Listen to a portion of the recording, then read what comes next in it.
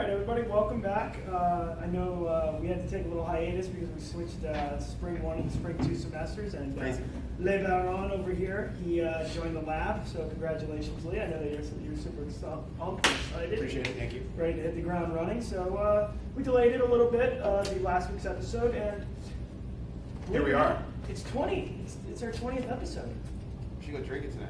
No, jeez, I'm good. I'm gonna pass. I drank a little too much last night. We gotta work at school tomorrow, so yeah, that does not sound fun. Maybe next More week. appetizing. So tonight's episode, Rosa, can you read that for me, please? Thank you. Yeah, Rosa's our crew hand, our camera person. Our crew hand. Our crew hand or whatever. So tonight's episode is deep brain stimulation and optogenetics. So we're gonna do a two-parter. We're gonna pretty much try to give a little background on what deep brain stimulation is, in particular in the context of dystonia, a disease state, and as well as Parkinson's disease, and seeing what benefits can be brought about from that. Pretty much, and then optogenetics will be our second half, and I know that's the topic that you were really interested in. Yeah, kind of some. If you want to give us a little introduction. Little intro. Pretty much, you're using light to modulate neuronal activity, and we can do this because in simple terms, basically using light. Right. Yeah. So we're looking in simple terms. So we use light to control neurons or brain cells, and that control allows us to study them better. But also, there's recently been a clinical trial that we'll get into later that talks about using this technology as a therapeutic approach.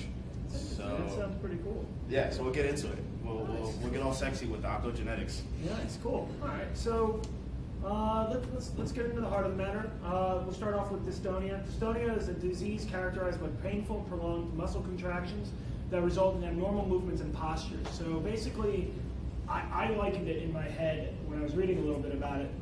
It's kind of like young people Parkinson's, basically where you have neuronal or synaptic overfiring, and it causes tremors. So basically, if you ever seen famous guy Michael J. Fox, who has Parkinson's and has the tremors. Back to the Future. Yep, Back to the Future. Spin City. You remember that show? Yeah. Basically, and it can be. You can have spatial. You can have focal dystonia. You can have upper body be more targeted, lower body be more affected. Different things like that. As opposed to the systemic tremors associated with early onset Parkinson's that Michael J. Fox, or just Parkinson's in general, that elderly people get. Yeah. So basically, I'm just gonna read. Dystonia is a term used to describe uncontrollable, sometimes painful muscle spasm caused by incorrect signals from the brain. Overfiring of the synapses. It's a neurological movement disorder. Faulty signals from the brain cause muscles to spasm and pull on the body incorrectly. This forces the body into twisting, repetitive movements, or abnormal postures. And sometimes the symptoms are accompanied by dystomic tremor. Yeah, Hence the name. That sounds pretty terrible. There's no cure, and the vast majority of cases, dystonia causes a shorten the person's lifespan, and it's thought to originate in the part of the brain called the basal ganglia, or the lower portion, or the more primitive brain of the. You got me there. My neuroanatomy is trash. So all my neuroscience people, please correct us if we drop some, alternative facts about the brain. So what I mean by the more primitive aspect of the brain is the brain that's shared by what us as humans deem as lower organisms. So your yeah, pretty much. Why are crocodiles? Why are alligators so angry? Because they got all the teeth and no toothbrush, right? But Mama said. Basically, it's the part of the brain with the brain stem, the cerebellum, and the lower functioning, not higher order functions, basically like our frontal cortex, that is affected by this. And treatments are basically just pain control and central. Yeah, I mean, trying to treat the symptoms, and I guess anti-seizure measures associated with trying to reduce just the tremoring overall and muscle relaxants and things of that nature. Mm-hmm. And I know it's a pretty painful disease, so when we get into the deep brain stimulation, we'll talk about how that particular stimulation of those neurons will actually try to ablate or kind of push down the symptoms in terms of the pain overall. Parkinson's, I know that's a little bit more of a well-known disease. Brain regions affected by Parkinson's, the motor cortex, striatum, substantia nigra, caudate nucleus pudum. I don't know what that does. I'm not a neuroscience guy. I'm more, we're molecular biologists, so we're a little limited in our expansive knowledge of the brain. However, at a basic level, we know what it does. That is the best way of calling something. You just said that. I was just gonna say it was stupid, but that was great. It's all about the spin. Yeah. And that's not an alternative fact. Yeah, See, limited. you said all Look at this. You know what I mean? Limited expansive knowledge. Yeah. I'm gonna write that as an answer on an exam. I have limited expansive knowledge in regards to this question. So, Parkinson's can be caused by different sets of things. You can have Lewy bodies that actually cause cell apoptosis or neuronal cell death. They can be brought into inclusion bodies in the nucleus or out in the cytoplasm. Lipid peroxidation. Yeah. I mean, there's a bunch of mechanisms associated with Parkinson's, some which are well defined as far as the pathology, but like the protein Parkin, and that's actually a pretty well-known one. Alpha-synuclein, that actually makes this Lewy bodies. So Lewy bodies are basically protein aggregates that form from malformed proteins, and they cause other proteins, similar Lewy bodies, to kind of just like bundle up into the cell, and causes dysregulation, causes cell death, causes numerous things in terms of cellular metabolism, a bunch of different things. pretty much the cell doesn't like to have shit in it that serves no purpose. Yeah. And that's what protein aggregates do. They clump up together. I mean, there are something called gain of function mutations or gain of function aspects associated with some of these proteins where they do things that they're not supposed to because they're aggregating, or they bind to proteins that they're not necessarily supposed to bind to, or increase binding. But pretty much the cell just doesn't like that, and when the cell really doesn't like something and it can't deal with it, it dies. Yeah, it tries to tell itself to kill itself. Yeah, it's basically what you got to do. If you got a lot of trash in the cell, you're going to either try to get rid of it, and if you can't get rid of it, you're going to try to limit the loss of other cells by having that cell just kind of go through programmed cell death. Team first. Perfect. But yeah, so I don't think we need to get too much into the details of the molecular basis of Parkinson's. That's not really our focus tonight. But deep brain stimulation. I think it's a pretty cool. It's a surgical procedure used to treat a variety of disabling neurological symptoms, most commonly the debilitating symptoms of Parkinson's, such as tremor, rigidity, stiffness, something, and something, because my notes got blurred. But basically, deep brain stimulation doesn't damage normal brain tissue healthy brain tissue by destroying nerve cells. Instead, the procedure blocks electrical signals from targeted areas in the brain. So as you can see behind us, get up and actually point stuff. Oh, I'm sore. You know, I don't think we have a laser pointer, but I'm not sure if it'll show up on your guys' screen. Probably not. But basically, you actually drill a hole in the top of your skull, which is wild to me that you can actually have the pinpoint accuracy to not like lobotomize somebody. Yeah. You know what I mean? And then you actually put your what's called your deep stimulator lead, which is basically just a thing that looks about as big as a pen, but it's an electrode. And then all it does is just sits right in the skull of the person. So some of the things with deep brain stimulation is that you can't actually do a lot of physical activity after the surgery. You really can't do physical activity before the surgery, right. But really... I mean, mostly because you're incapable analysis. You don't want to damage the thing that's stopping you from feeling pain and all the tremors and different things. So on the tube, it has electrodes that are actually put into right around the thalamus. I'm not specifically sure. I think the substantia nigra is definitely a target area for this. Actually, right there, yeah. And what it does is it also connects to something that's in the chest called the pacemaker. So what the pacemaker does, it holds the battery and actually just shoots little electrical signals through the lead into the brain, which causes the brain to fire in a different way, and basically you have no pain. So this is pretty interesting in terms of maybe the system could be used in different manners, and I couldn't find anything in terms of if it could be used for pain management for people with like that. I mean, unless I mean, I would just, whatever part of your body is hurting you to the point where you just can't deal with it, I would just say, like, just take the nerve away. Just stop the signals from going there, because these people have, severe disease, but they pretty much lose, the ability to do anything physical that can damage them. I mean, this is a very delicate thing. You have something in your brain. So, I mean, I think this is a very useful tool, but it's definitely limited towards like severe, life-threatening type things. Yeah, that makes sense. And pain management is just kind of, I mean, like I said, if the pain is that severe, I would just, Or if you have tremors and you can't, you can't hold your water and glasses of water or whatever. That makes. Well, they have new spoons coming out for people that actually have. Have you seen these things? Yeah. They actually. They're like. Have you seen that? Sports. Spoons. Yeah. Yeah. So the spoon is like. Even if you shake like this, the food sits in the spoon and it compensates for it. It's kind of like how. All right, so like California, they build buildings so that the ground shakes, but they don't. It's like a similar type of mechanism with the spoon. Like, even though the handle is turning, the spoon is like on some type of like gyro or something like that. I don't know. Please, mechanical engineers, subscribe and tell us how this thing is made. But ultimately, yeah, it's pretty cool. Cool. And then is it blank? Yeah. Okay. Yeah. I'm buffering. Phone's taking a poop. My phone's taking a poop.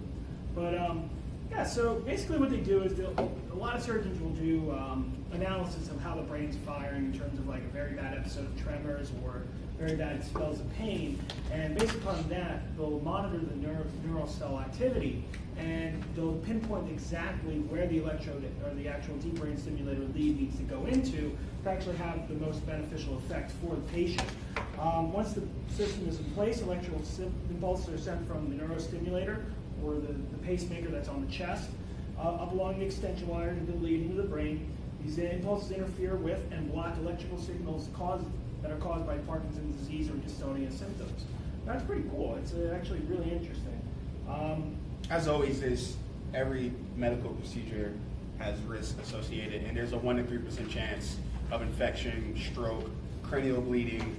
I mean, that's just because we're literally drilling a hole into your skull. So, well, yeah, I mean, 1 to 3% chance of these things, that's pretty good as far as surgical procedures are concerned. Of course, there's always risk of just being under general anesthesia that you always have to worry about. But even with all those things considered, it's pretty safe in regards to surgeries are concerned. Yeah, and if you look at it in the light that you need to have Parkinson's or dystonia symptoms severe enough for 5 years, you have on-off fluctuations with or without dyskinesia. What's dyskinesia again, Rosa? Discoordinated Movement. Cool, thank you. Oh yeah, it's interesting. There's something called tardive dyskinesia, which you can get from like. You can get from medications. Yeah, amitriptyline, which is a this is an antidepressant. Yeah, I think it's called like a. You have to be on it chronically for at least like 6 months. It's a buildup of the medication, but you get it and you see it more in the tongue like this. Yeah. Tardive dyskinesia. It's like random. You told me about that with some of your patients when you were your psychrotation. That's awesome. So it's like always a risk. We need a camera where we can just turn. Yeah, right. Cameras. For clinical references. Phone a friend, Rosa. And basically, the other aspect that you need to fulfill for a requirement to get the surgery is that you need to have tried different combinations of levodopa or carbidopa, and dopamine agonists under supervision of a movement disorders neurologist. So basically, this is like a last-ditch effort in terms of trying to get you to be able to not have pain, not have the tremors, be able to have somewhat of a functionality in terms of the normal day-to-day living. And just to carbidopa, levodopa, they modulate the way dopamine works. Pretty much when dopamine is not present or not working, you give these drugs and they mimic dopamine's effect. So that's in a way trying to rescue these disease states, but that doesn't work for everybody. And this is an alternative or a last-ditch effort, as David mentioned, to try to stop, these symptoms from occurring. And what I kind of find interesting is that on a molecular or cellular basis is that it doesn't necessarily work on just neuronal cells, like the ones that you normally think of when you see the brain firing, or like some cutaway graphic for some show or whatever, where you see one nerve talking to another nerve by electrical impulse or through voltage gated neurotransmitters, whatever, is that it actually works on supporting cells of the neuron Glial cells? Glial cells, yeah. In particular, I don't know anything, I forget the name of the cells. I'm not a neuroscience guy. Microglia. Microglia, yeah. Oligodendrocytes. What are the ones that kind of like recycle the dopamine and neurotransmitters? Astrocytes. Astrocytes, that's it, yeah, astrocytes. So they work primarily on both neural cells and astrocytes, and they actually give a little bit more stimulation to kind of clear out the neurotransmitters and actually block certain electrical impulses in the brain. So it's actually really interesting that it doesn't just, I guess Rosa likes ECT, electroconvulsive therapy, basically where you zap the person into not having depression anymore. Where, colloquial speaking, you see like... Is that a thing? Yeah. It's better in psychotic depression, but it's used for if you're refractory to medication, then after you've tried it for 3 months, you can try ECT. So because Rose is kind of far away, so let me repeat what she said. Pretty much, if you're crazy, yeah, literally, severely depressed and psychotic, and medicines and medications don't seem to have an impact on your condition. 3 different ones. You have to try three different types of medications before they give you ECT. But ECT has an 80 to 90% success rate. Right, and medications are only 50 to 60%. Yeah, how crazy is that? That's literally crazy for the crazy. Yeah, I mean, I wonder if being struck by lightning has similar. I mean, I don't know. That was just a wild thought. This is bad. Yeah, I don't wonder if that. I will say this though. Some of the antipsychotic meds, like haloperidol and Seroquel, which is like quinzapine or something like that, they make people very like lethargic and like spaced out. And it's very. That had to take lithium. Yeah, I've met people on all these drugs from my days, being in a pharmacy, and yeah, it's just kind of like a bad. I don't want to say a bad situation, right? Because obviously these people need to take these drugs because otherwise they're going to kill themselves or hurt. You have to look at it through the eyes, and just to piggyback on your point, is that you have to look at it the eyes of the cost-benefit analysis. Will the drug actually make you lethargic? Yes, but without it, how crazy are you going to be? You right. Know what Yeah. I mean? Like, are you truly that depressed that you need it? Are you that schizophrenic, or do you have like different types of issues that you can't control without the medication? So, I think even with the deep brain stimulation, like kind of just drive this point home, is that without it, you'd be much worse off than with it. Right. Like we had said in terms of you have an electrode in your brain. You know what I mean? Like right. literally. There's obviously some trade-off here. I mean, with any medication versus disease, there's always some trade-off. Some medications are hard on the liver or kidneys, but ultimately, is the disease state worse than the medicine that we're giving you? Meaning, if we do nothing, what is the outcome?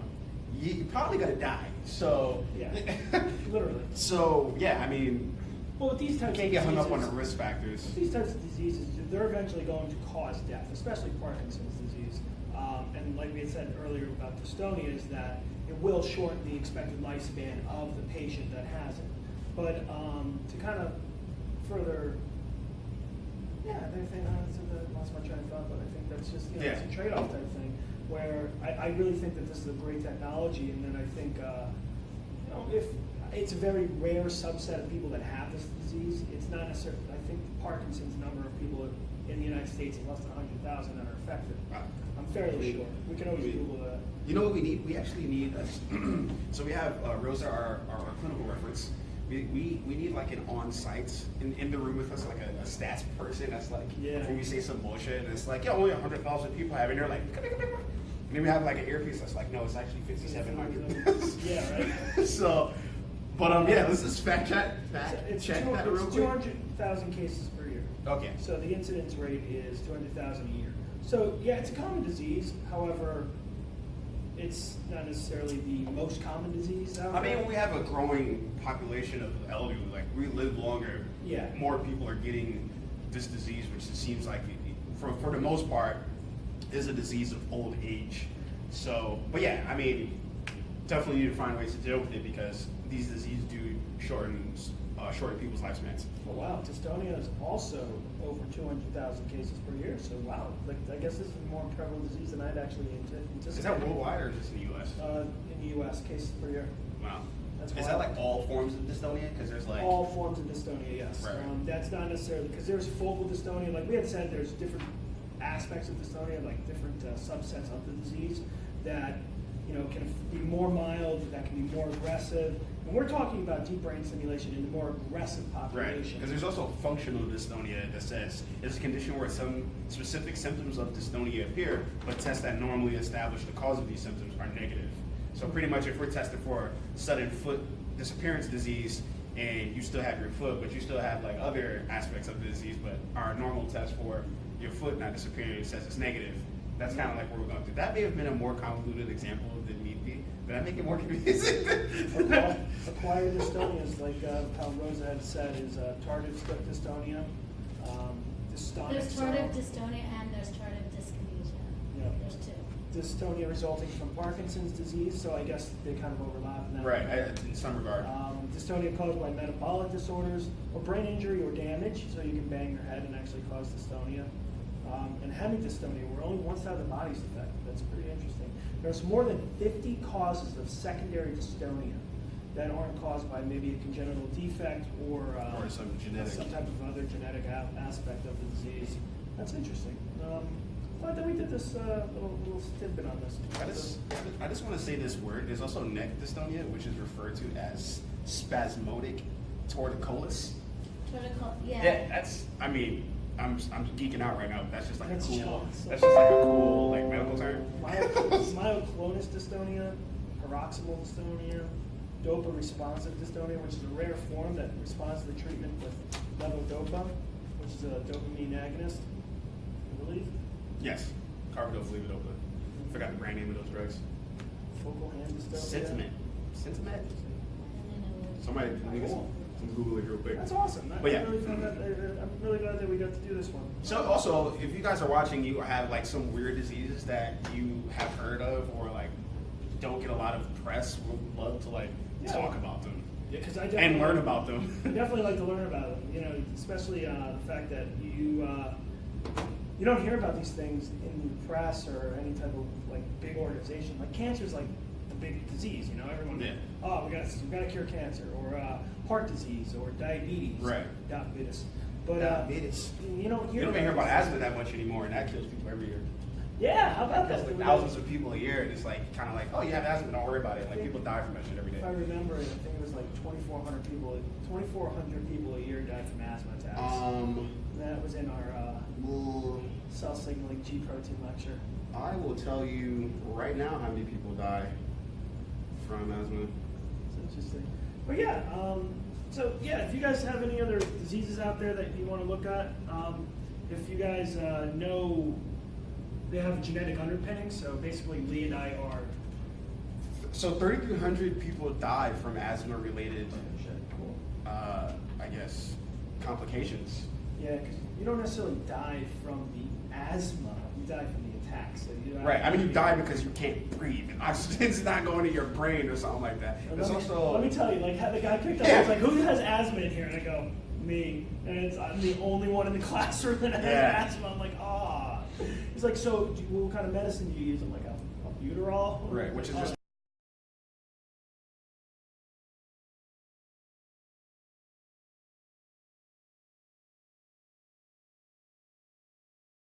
So I guess my brother had like asthma when he was a kid, and then he like grew out of it and stuff. What's that called? No, you can grow. I mean, that's not because like he can have outgrowth asthma. I outgroweth the asthma. But no, you can have allergies when you're a kid, and you have induced asthma, allergenic asthma. But you can grow out of your allergies, just as like you can develop allergies spontaneously, which is kind of remarkable. We should do a show about how we can develop spontaneous allergies. But so did you want to get into our second topic? Alrighty, let's talk about optogenetics. So pictured behind us, we have a removable optic fiber stuck into the head of a mouse, and basically light signals are dioded down this little fiber, and it goes dunk, dunk, dunk, dunk, and it does whatever it does. So Lee, tell me what it does. All right, so pretty much, I'm going to give you the sciencey explanation, and Dave is just going to clarify because that's how this relationship works. So these mice are infected with they're infected with a virus that carries the genes for special proteins that control the flow of ions via light, right? So everybody has heard of opsin or rhodopsin, which is like the receptor in the back of your eye that recognizes light, and that's how you can see, right? So G-coupled proteins. they are G-coupled proteins, which we are learning about currently, and it is giving me a headache. But Yeah. so these proteins originally, the proteins that they use for these types of experiments are originally found in algae. They're not even, these type of proteins actually aren't found in mammalian species because we don't have photoreceptive enzymes that also control various functions. We don't use light for essentially anything outside of vision, right? But microorganisms use light for energy. Well, we use it for other than. Oh, and circadian rhythm, yes. Circadian rhythm, but yeah, that's neither here nor there. Yeah, outside of those two things, we don't use it could totally be dark as shit outside and we would make it. So basically what Lee is saying is that you send a light beam in and it hits a protein. Right. That protein activates another protein, so on and so forth. Yeah. Through an enzymatic cascade. That protein changes its conformational shape and creates a change in flow of ions, which in regards to neurons changes their excitatory state, which means they work. They work, yeah. So they will communicate with other neurons around it, cause a change in their voltage-gated ions, and release potassium out and sodium in and calcium in. Ultimately, the reason why this matters at all is because back in the day, they used to use a technique, they still do this today, called patch clamp technique, where you can modulate, pretty much you plug electrodes into a neuron and you create impulses and you see how the neuron functions. But this allows us to study neurons and activate them specifically or turn them off specifically in animals in real time so we can study the functions of these things. So that's pretty awesome, especially because we can use light to do this. Yeah, it's really so cool. there's no chemical associated with this. I mean, outside of the surgery, that is pretty much safe for all these intents and purposes. But there's no time clearance. We don't have to worry about non-specific binding effects or toxicity. We're controlling these neurons via light, and that creates differences in electrical impulses. Yeah, because usually how you control a viral vector going into a cell is that you have to use some type of drug, like a Cree-ER system, where you actually use tamoxifen, which is actually a cancer drug that'll attach to the estrogen receptor and cause that to go to the nucleus and cut out the gene of interest or activate the gene of interest or anything like that. So you're eliminating that chemical aspect that can have confounding factors or results from that. They're not so big, but you put a chemical into a system. Yeah, I mean, once you introduce a drug to any system, there's obviously a level of variability that you're introducing to the experiment, right? And you have to consider that level of variability that changes things. So, but optogenetics is pretty cool, and so up until now, it's been kind of like a cool way for neuroscientists to study neurons in animals, mice mostly, but this has been done in primates and other animals as well. But there's a clinical trial out. Nice. There's a clinical trial out for a disease that I have never heard of because we're not doctors, called retinitis pigmentosa. Now, I don't really know what this disease is, but these people that have this disease can't see. And the reason they can't see is in my smorgasbord of notes, because I don't really know anything about it. But yeah. Degenerative disease. Yeah, so the light sensitive cells in the eye die. And because those cells are light sensitive and they're responsible for that, when they're dead, pretty much you're blind.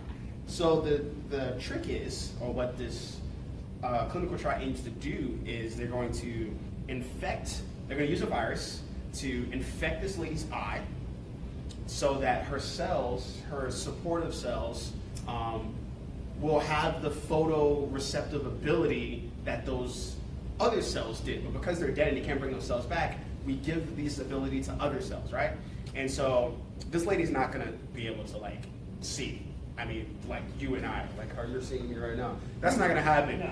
But what the outcome is for this clinical trial is right now this lady is living in complete darkness, but if you pretty much gain the ability back to be able to interpret changes in light, then this is the difference between knowing when someone is in a room or not, to knowing when a car is coming, to knowing, you know, things about your environment that are light dependent. I mean, I'd like to know when across the street. Yeah, I would like to know when I cross the street too, right? And not rely on my whole like stick thing. And I don't know how many blind people get hit by cars on like.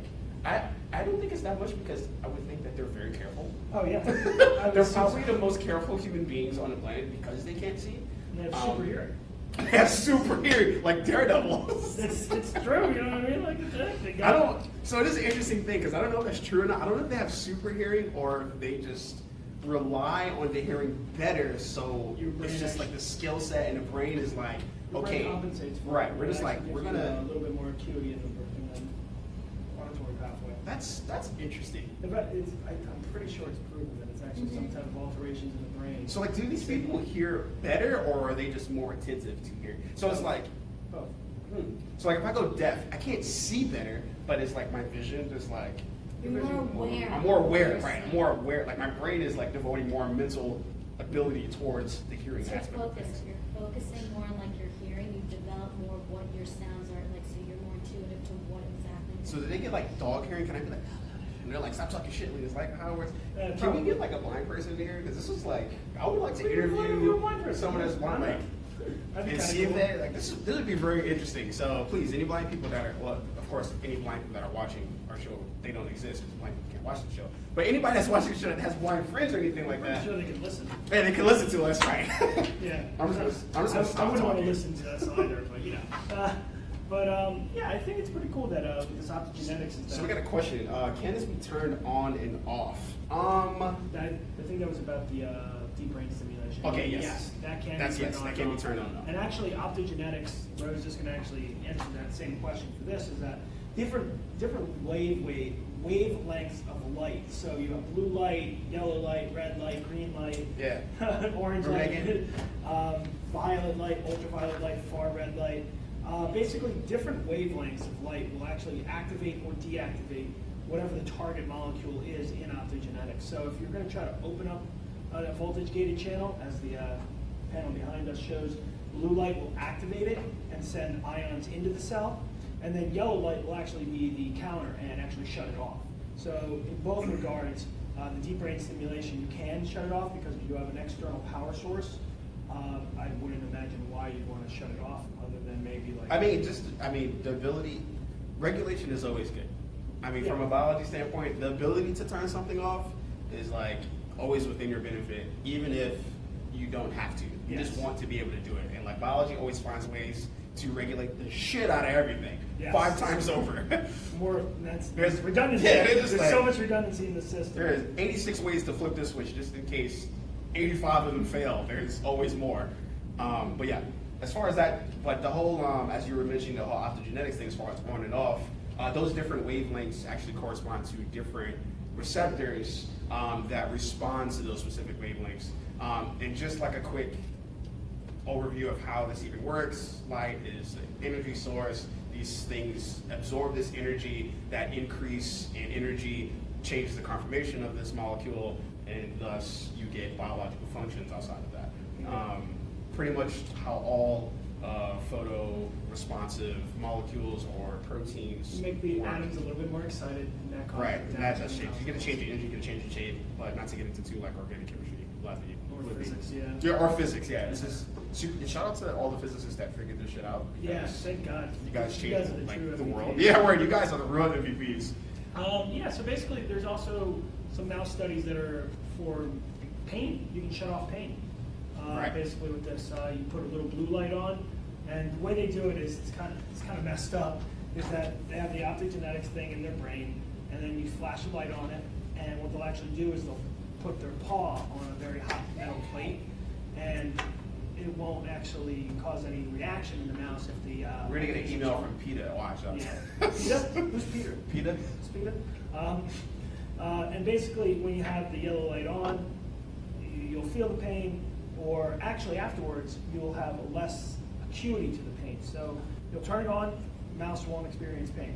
Turn it off, or whatever, turn it on, mouse won't experience pain, or whatever light source, it'll have no pain. But when you actually turn the system off, that actually lasts a little bit. So you actually have an overhang period where they'll be less sensitive to pain. Yeah. I mean, ultimately, the entire pain response is mediated by neurons. The stimulus, the blunt force trauma, at the end of the day, means nothing if you don't have the receptor neural network connection. Actually, people have diseases where they can't feel pain. They don't live very long because they don't know, like they're bleeding out and shit like that. Yeah, what is that disease called? Do you know what that's called? I don't know. What is it? People that don't feel pain, they usually die in adolescence. I mean, there's a couple episodes of House that actually go into that. He's obsessed with pain because he's in pain. He's an addict. Yeah, that too. Right. Popping pills all over the place. But yeah, so if you modulate the neurons, if you can control the neurons, then you can control the pain response in a way, in a sense. But so one of the concerns with this thing is that virus is the only way to get the system to work. So what virus are they using? They use an AAV, which is adeno-associated virus. So everybody knows, well, not everybody, but the adenovirus is the common cold, right? No, that's norovirus. No, norovirus is like makes you poop all over the place. You get adenovirus is. It's more like eyes. Well, rhinovirus common cold is the rhinovirus. Rhinovirus, but I think it's in the adenovirus family. But yeah, they use AAV as the backbone, which optogenetics is really this crossover between gene therapy and this neuroscience, neuron modulation type thing. It's just cool as shit, and I hope this clinical trial goes great. It just started. And so phase 1 is really to look at the safety associated with this. But the way that clinical trials have been going these days, while you're testing for safety, you're also kind of getting data in the background. That's just kind of the way to try to streamline this process. So basically, part 1 of this is an initial dose ranging study and proposed whereby 3 doses of RST-001, the drug in question, the gene therapy, will be studied in 3 separate groups of adult patients with advanced disease. The first part of the disease is that determining a single dose of the experimental agent, which is safe and well tolerated, to further evaluate in a 4th group of patients. The second part of the study is aimed at obtaining an additional safety data at the highest tolerated dose and providing important clinical data to guide the design of future efficacy studies. That's pretty cool. So if anybody's interested in this, it's on clinicaltrials.gov. We'll put the link in the comments, or I can mail this to you. No, I won't do that. Snail mail? Yeah, I'll go stamp one in and set up. Smoke signals. Yeah. But yeah, it's pretty cool. And also anything that we talk about as far as clinical trials, most of it, all the clinical trials in the U.S. are found on clinicaltrials.gov. If you're ever interested in the study we talk about, please inquire. We'll give you a reference number. Big Pharma. Yeah, no, Big Pharma's hiding it. And, they're hiding all the drugs. And yeah, literally any type of clinical trial, you can go on clinicaltrials.gov and find out all the information about it. Yeah. Quite literally, all the information. Right. I mean, there's no study results posted yet because it just started, but even that gets updated. Frequently, yeah. So some of the molecular strategies for optogenetics, and this will probably be like a big point, is that you can inducible protein association, so you can bring proteins together, cause a conformational change. That's 5. Gene expression changes, so you can actually change the gene expression by having an activation of some type of protein, or in this case, gene therapy. Clustering-based activation, so I'm assuming that's some type of clustering of proteins into a particular region of the cell. And sequestration-based inhibition, so you basically sequester a protein of some sort to a part of the cell and cause inhibition of the neurons. So I got a question for you, or more like a comment. Someone commented, Jay Myers actually said, blue light before bed can keep you from getting sleep. Yeah, that's true. That's true? Yeah, TV. TV, phone. Actually, I have a setting on my phone. Is it like blue light, or is it just fucking light? No, blue light. I have a blue light filter on my phone now from the newest update of. Shut that off. That's interesting. I mean, I sleep with all the lights on, and I've slept through hurricanes and everything. So yeah, I guess that's the thing. Yeah, it's pretty cool. Yeah, that's actually a very true comment. It just goes to show you that different wavelengths and different lights can actually affect the body differently, and they use that same principle for optogenetics. So it's pretty cool. Just as a gigantic overview of today's episode, pretty much everything here was talking about the abilities to modulate neurons. We're modulating their electrical impulses. There is actually changes in voltage going on at the cellular level that allow neurons to function. And by controlling that, or modulating, or increasing, or decreasing, whatever the case may be, we can create clinical outcomes. That's what the show is about. So it's basically like trying to rewire the brain without actually rewiring it, and just kind of affecting the flow of electricity through your body. Without using shrooms, yeah. Yeah, or any other type of stimulants or anything like that. And honestly, I think it's a pretty ingenious way to go about fixing a problem of the brain or synaptic firing that doesn't necessarily need medicines or chemicals or anything like that, which is your standard therapies or standard types of therapies. Everything's like biologic or a small molecule or something like that. Well, the limiting things. So I actually have a whole sheet of like limiting or like things that you pitfalls, so to speak, to think about with optogenetics. I won't run them off. We'll put it in the comments, but pretty much the reason why this is the first clinical trial for optogenetics, and part of that is because it's in the eye, it already is exposed to light, right? That's a no-brainer. But using this technology with like different organ systems is kind of like a limiting thing, right? Yeah, we can modulate these type of things, but other diseases, like the reason why deep brain stimulation works is because we have to actually implant an electrode in there. Yeah. And in these mice, we actually have to implant directly shoot light at their brain, right? So that becomes kind of an issue. But maybe actually If you follow me on Facebook, I know I put a picture of a mouse, or a rat rather, with the electrode in its head. It's a pretty big electrode, with this for the optogenetics. So it'd be like a cool thing, actually. So if you merge the two concepts between deep brain stimulation and optogenetics, you could technically modulate like brain activity or anything like that. Well, they're doing it in mice with the pain sensor, right? So that's pretty cool. And maybe they could shrink down that node that actually gets implanted into your brain. Yeah. So bioengineers, please figure that out. Yeah. You guys on that. But yeah, so it was pretty interesting. But yeah, we'll definitely put that in the comments so you guys can just have ways to think about some of these pitfalls. And of course, if we think about the way that they suck, we can think about ways to make it better. Yeah, well, that's pretty. If they suck, you can make it better. No shit. I love you, man. You're great. Well, you got to point out the suck sometimes, So speaking of, I like how this week's topic kind of blends into next week's topic. We're actually going to be talking about gene therapy next week. There was a new study where I know it's 1 out of 7. It's my excited face. But the 7th patient in this gene therapy study was actually basically cured of sickle cell disease by gene therapy. Yeah. So I know it's a bone marrow transplant. They fixed the gene of interest, and they got rid of the sickle cell phenotype. It's fascinating. I know it's only 1 out of 7, but if you could get 1 out of 7 of every sickle cell patient to be cured forever, well, then you would lower, because we just had the blood genetics lecture, and I think that your mysterious dog got sick or something, I don't know. But basically in that, the main way to treat sickle cell disease is through blood transfusions. And a lot of the times where the Red Cross and the blood banks across the country will actually, did you know that there's more than ABO and RH factor in terms of the antigens on blood? You mean there's A, B, and nothing, which is O. Yeah, you get A or B, or A and B, or O, which is nothing, and then the RH is plus minus. You either have it or you don't. And it's considered D now, so it's the antigen D, alloantigen D. And then there's actually lesser antigens called E, C, and K that are, in certain populations higher or lower, that these patients will actually develop an allergic or an alloimmunization response to, where that if you're constantly getting new blood transfusions, like throughout the course of your life, these minor antigens will actually induce antibodies made in the recipient and cause death, literally, or very mild. It starts out mild, or it could be drastic and cause death.